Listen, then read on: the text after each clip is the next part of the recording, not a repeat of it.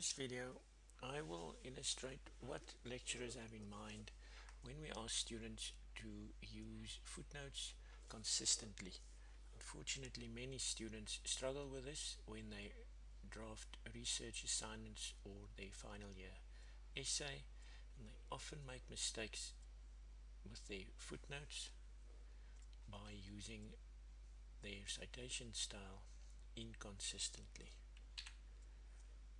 Now, I've made up these sources. Please don't try and find any of these, they don't exist. The idea behind these 10 footnotes is to show you what we have in mind when we ask students to use footnotes consistently. I've illustrated different mistakes, every time indicated in blue. So this is the first one. You'll see that in footnote 1 the Latin phrase vide is used, and in footnote 10 the Latin phrase contra, while in footnote 8 the ordinary English is used, see.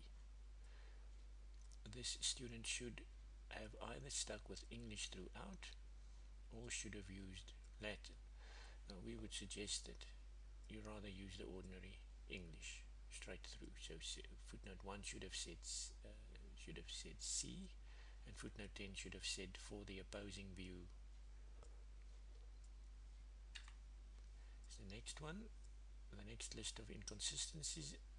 Here I've highlighted the treatment of case names. In footnote 1 the case names are underlined, same in footnote 8 and in footnote 10, while in footnote 7 the case name was italicized. So either all of these case names should have been italicized or all of them should have been underlined, but it's inconsistent to use underlining in footnotes 1, 8 and 10 and italics in 7.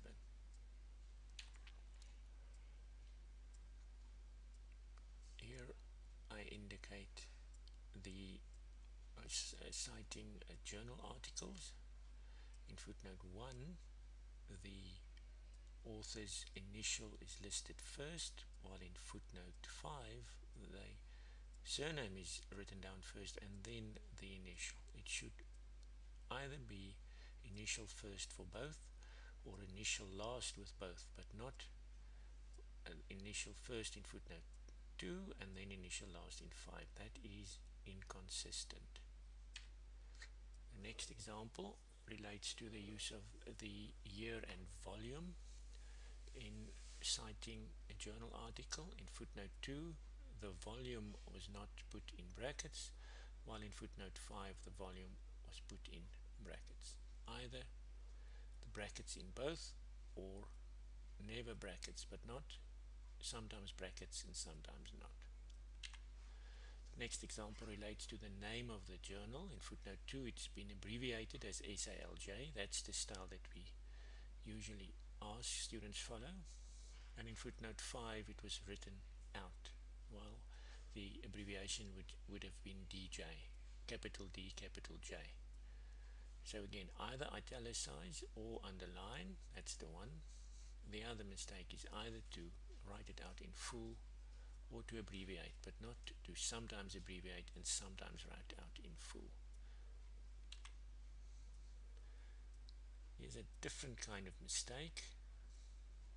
Footnote 8, it says see the discussion of S versus C supra meaning above, but there is no reference, there is no S versus C, unless the student made a mistake in referring to S versus T in footnote 1, but then there was obviously an error in footnote 8, then that should have been see the discussion of S versus T supra. So carefully proofread all your footnotes and get rid of mistakes such as these.